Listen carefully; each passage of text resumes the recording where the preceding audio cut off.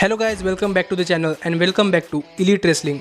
तो गाइज आज भी हम AEW कंपनी के बहुत ही बड़े और बहुत सारे अपडेट्स के बारे में बात करने वाले हैं। जैसे कि काफी जल्दी हमें AEW कंपनी के शोज के ऊपर काफी सारे चेंजेस और काफी सारी नई चीजें ऐड होती हुई दिखाई देने वाली है, जिसके साथ ही लास्ट वीक के डायनामाइट शो की व्यूअरशिप भी सामने आ चुकी है। ये रिवील हो चुका है कि हमें स्टिंग वीकली AEW कंपनी के शोज के ऊपर असल क्यों नहीं करते हुए दिखाई दे रहे, और इसका रीजन भी सामने आ चुका है कि क्रिस जेरिको लास्ट वीक के डायनामाइट शो के ऊपर इतनी बुरी तरीके से क्यों हारे। तो गाइज ये सब बातें जानने के लिए ये वीडियो एकदम आखिर तक देखना, और ऐसे ही AEW कंपनी से रिलेटेड हर एक न्यूज, रूमर और अपडेट और AEW कंपनी के हर एक शो का रिव्यू पाने के लिए हमारे चैनल को सब्सक्राइब करना मत भूलना। पर गाइज अब ज्यादा देर न लगाते हुए चलिए ये वीडियो शुरू करते हैं। और सबसे पहले बात करते हैं इस हफ्ते के डायनामाइट शो की व्यूअरशिप की, और जानते हैं कि इस हफ्ते के dynamite special winter is coming की व्यूअरशिप क्या रही।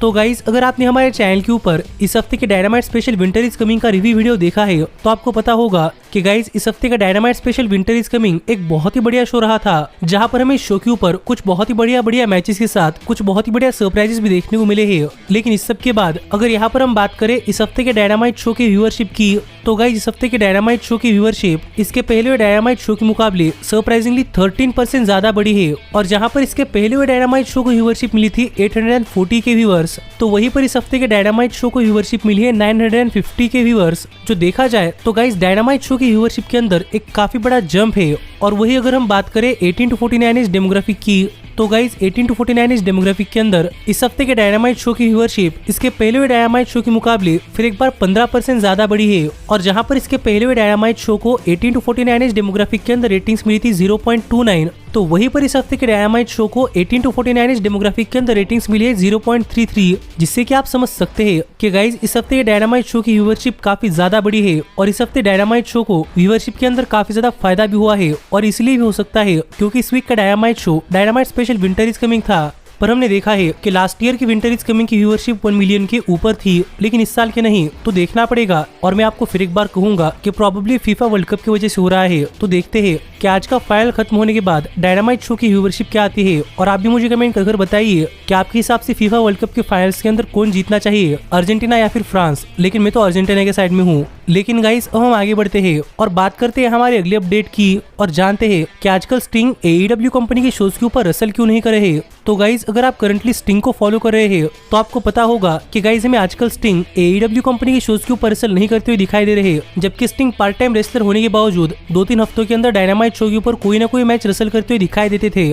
और हाल फिलहाल में स्टिंग सिर्फ पेपरव्यूज के ऊपर रसल कर रहे हैं, और इसके पीछे की मेन वजह क्या है ये सामने आ चुकी है। और गाइस हाल फिलहाल में जो स्टिंग की हेल्थ को लेकर एक रिपोर्ट सामने आई है, वो रिपोर्ट हमें बता रही है कि शायद स्टिंग के लेफ्ट लेग के अंदर एक सर्जरी हुई है, और उनकी सर्जरी उनके नी के अंदर हुई है, जिससे कि स्टिंग हाल फिलहाल में रिकवर हो रहे हैं। और इसीलिए स्टिंग मोस्टली फिजिकल एक्शंस के अंदर इन्वॉल्व नहीं हो सकते, और इसीलिए हमें स्टिंग AEW कंपनी के सिर्फ पेपरव्यूज के ऊपर रसल करते हुए दिखाई दे रहे हैं, और वो करंटली किसी भी डायनामाइट शो के ऊपर परफॉर्म नहीं कर रहे, जो अपडेट हाल फिलहाल में सामने आ रही है। पर गाइस यहाँ पर हमें कुछ क्लियरली नहीं पता चला कि स्टिंग को किस तरीके से इंजरी हुई है, या फिर स्टिंग को ये सर्जरी कब करवानी पड़ी है। लेकिन गाइस अब देखना पड़ेगा कि स्टिंग कब तक इस इंजरी से रिकवर करते हैं, क्योंकि 64 एज के अंदर भी रसल करना ये पहले ही काफी बड़ी बात है। पर इसके बावजूद स्टिंग इंजर्ड होने के बावजूद रसल कर रहे हैं, जिसके बारे में आपका क्या कहना है आप मुझे कमेंट कर बताइए। लेकिन गाइस ये देखकर सच में मेरे मन में स्टिंग के लिए रिस्पेक्ट और भी ज्यादा बढ़ चुकी है। तो देखना पड़ेगा कि स्टिंग फुल्ली कब रिकवर होते हैं। लेकिन गाइस अब हम आगे बढ़ते हैं और बात करते हैं हमारे अगले अपडेट की, और जानते हैं कि इस हफ्ते के डायनामाइट शो के ऊपर क्रिस जेरिको एक एनहांसमेंट टैलेंट से कैसे हारे। तो गाइस अगर आपने हमारे चैनल के ऊपर इस हफ्ते का डायनामाइट शो का रिव्यू वीडियो देखा है तो आपको पता होगा कि गाइस इस हफ्ते के डायनामाइट शो के ऊपर क्रिस जेरिको हमें एक जॉबर खिलाफ एक 1-on-1 मैच रसल करते हुए दिखाई दिए थे, जहां पर हमें सरप्राइजिंगली क्रिस जेरिको अपना नॉर्मल सा मैच हारते हुए दिखाई दिए है। जहां पर एक नए सुपरस्टार ने, जिसका डायनामाइट शो के ऊपर पहला मैच था, उसने क्रिस जेरिको को यानी कि 8 टाइम वर्ल्ड हेवीवेट चैंपियन को एक मैच के अंदर क्लीन हरा दिया है। और ये देखकर सभी लोग सरप्राइज तो थे, लेकिन सबसे ज्यादा शॉक थे। और यहाँ पर सभी लोग ये जानना चाहते थे कि जेरिको एक्शन एंड्रेटी जैसे एक जॉबर और एक नई सुपरस्टार के सामने किस तरीके से हार सकते हैं। और गाइस इसके ऊपर कुछ नए रिपोर्ट सामने आए हैं, और हाल ही में जेरिको के लॉस के ऊपर रिपोर्ट सामने आई है। वो रिपोर्ट ये है कि गाइस क्रिस जेरिको और एक्शन एंड्रेटी ये दोनों इस हफ्ते के डायनामाइट शो के ऊपर एक मैच देने से पहले करीब 2-3 हफ्तों से एक दूसरे को जानते थे। और जब क्रिस जेरिको ने पहली बार एक्शन एंड्रेटी को देखा था, तब एक्शन एंड्रेटी AEW कंपनी के डार्क शो के ऊपर QT मार्शल को फेस कर रहे थे। और वहाँ पर एक्शन एंड्रेटी को देखकर क्रिस जेरिको को एक्शन एंड्रेटी इतने बढ़िया सुपरस्टार लगे कि एक्शन एंड्रेटी QT मार्शल के खिलाफ अपना मैच हारने के बाद क्रिस जेरिको बैकस्टेज में बहस कर रहे थे कि एक्शन एंड्रेटी को ये मैच नहीं हारना चाहिए था, और एक्शन एंड्रेटी को ये मैच जीतना चाहिए था, लेकिन फाइनली इस मैच का रिजल्ट आ चुका था और एक्शन एंड्रेटी ये मैच हार चुके थे। लेकिन क्रिस जेरिको को एक्शन एंड्रेटी इतने पसंद आए कि जेरिको ने खुद से मन बना लिया कि जेरिको एक्शन एंड्रेटी को और दिखाएंगे और जेरिको पर्सनली टोनी खान से मिले और टोनी खान को कहा कि एक्शन एंड्रेटी आगे चलकर रेसलिंग इंडस्ट्री के बहुत ही बढ़िया सुपरस्टार बन सकते हैं। और शायद यहाँ पर प्रोबेबली क्रिस जेरिको को एक्शन एंड्रेटी के अंदर अपनी खुद की झलक दिखाई दी और इसलिए क्रिस जेरिको ने मन बना लिया था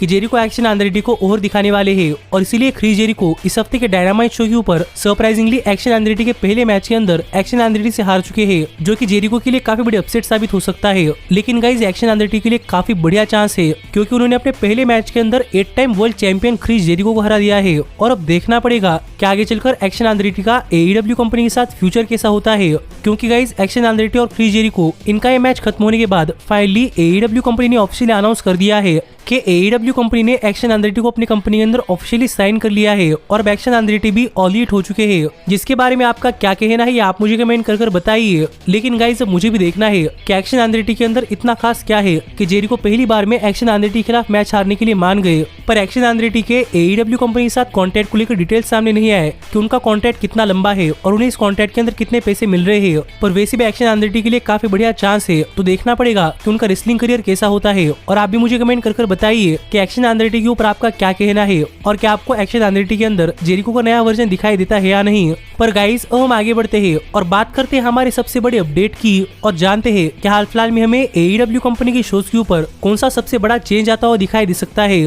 तो गाइज अगर आप AEW कंपनी को फॉलो कर रहे हैं तो आपको पता होगा कि AEW कंपनी शुरुआत से अपने आप को एक old school type wrestling company दिखाना चाहती थी और इसीलिए ही AEW कंपनी की शोज की प्रोडक्शन क्वालिटी काफी कम थी और इससे फैंस काफी नाराज थे कि AEW कंपनी के पास पैसा तो है लेकिन AEW कंपनी अपनी प्रोडक्शन क्वालिटी नहीं बढ़ा रही। और AEW कंपनी जानबूझकर करती थी क्योंकि उन्हें अपना शो क्लासिक रेसलिंग शो रखना था। लेकिन गाइज इस सब के बाद आखिरकार AEW कंपनी के अंदर एक काफी बड़ा चेंज हो चुका है कि गाइज AEW कंपनी ने WWE कंपनी के फॉर्मर एम्प्लॉय और को प्रोड्यूसर यानी कि माइकल मजूरी को अपनी कंपनी के अंदर साइन कर लिया है। और अब AEW कंपनी के अंदर साइन होते ही माइकल मजूरी AEW कंपनी के को प्रोड्यूसर के साथ साथ AEW कंपनी के चीफ एग्जीक्यूटिव ऑफिसर बन चुके हैं। यानी कि माइकल मजूरी के पास AEW कंपनी के अंदर उस लेवल की पोजीशन आ चुकी है जो कि WWE कंपनी के अंदर केविन डन के पास थी, जो कि पूरी की पूरी WWE के शोज प्रोड्यूस करते हैं, प्रोडक्शन क्वालिटी चेक करते हैं, कैमरा एंगल्स मैनेज करते हैं और सभी स्टोरी लाइन्स और स्क्रिप्ट्स मैनेज करते हैं। और माइकल मजूरी ने WWE कंपनी के अंदर काम किया है और उन्हें भी इस चीज का काफी एक्सपीरियंस है। और अब माइकल मजूरी AEW कंपनी के साथ काम कर रहे हैं और AEW कंपनी ने माइकल मजूरी को इसलिए हायर किया है कि माइकल AEW कंपनी के अंदर आकर अपना इनपुट देकर AEW कंपनी की प्रोडक्शन लेवल बढ़ा सके। और इस वीक के डायनामाइट शो के ऊपर भी माइकल मजूरी बैकस्टेज में मौजूद थे, जहां पर माइकल मजूरी ने कुछ प्रोड्यूस तो नहीं किया लेकिन माइकल मजूरी पहली बार AEW कंपनी के शोज को मॉनिटर कर रहे हैं और इस सब के बाद वो फाइनली चेंजेस करने वाले हैं और शायद हमें ये चेंजेस नेक्स्ट ईयर यानी कि जनवरी 2023 से देखने को मिल जाएंगे, जो रिपोर्ट साल फिलहाल में सामने आ रहे हैं। और करंटली हमें ये भी बताया जा रहा है कि माइकल मजूरी AEW कंपनी के अंदर प्रोडक्शन में काफी सारे चेंजेस करने वाले हैं और काफी सारे इक्विपमेंट्स को अपग्रेड करने वाले हैं। जो अपडेट अगर आप AEW कंपनी के फैन है तो आपके लिए काफी बढ़िया है क्योंकि गाइस फाइनली AEW कंपनी में अपनी प्रोडक्शन क्वालिटी बढ़ाने वाली है। और मैं डायरेक्टली नहीं कह रहा कि AEW कंपनी की प्रोडक्शन क्वालिटी WWE कंपनी के लेवल की हो जाएगी, पर गाइस AEW कंपनी अपने आप में एक अपग्रेड कर रही है, ये भी काफी अच्छी बात है। और अब देखना पड़ेगा कि नेक्स्ट ईयर से AEW कंपनी के अंदर प्रोडक्शन में कौन से नए नए चेंजेस आते हैं और मैं तो ये चेंजेस देखने के लिए काफी एक्साइटेड हूँ। और आप भी मुझे कमेंट कर बताइए कि क्या आप ये चेंजेस देखने के लिए एक्साइटेड है या नहीं। और ऐसे ही AEW कंपनी से रिलेटेड हर एक न्यूज, रूमर और अपडेट और AEW कंपनी के हर एक शो का रिव्यू पाने के लिए हमारे चैनल को सब्सक्राइब करना मत भूलना। लेकिन गाइस अब मैं मिलता हूँ आपसे अगली वीडियो के अंदर, पर तब तक stay healthy, stay happy and keep watching elite wrestling. Hey, did you like that video? Click the screen for more. And where do you think you're going? Check out our official merchandise page and to support the entire cast. And thanks so much for being the elite. The elite, the elite. What, Nick, you're not going to sing it all with me this time?